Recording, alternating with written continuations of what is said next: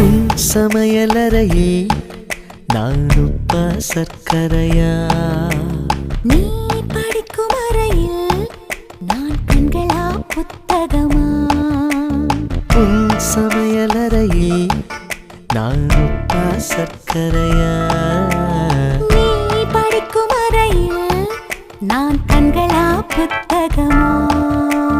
நீ விரல்கள் என்றால் நான் நகமா மோதிரமா?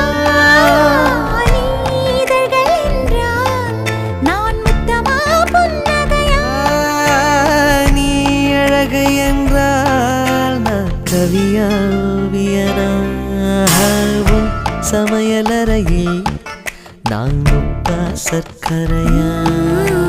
நீ படிக்கும் அறையில் நான் கண்களா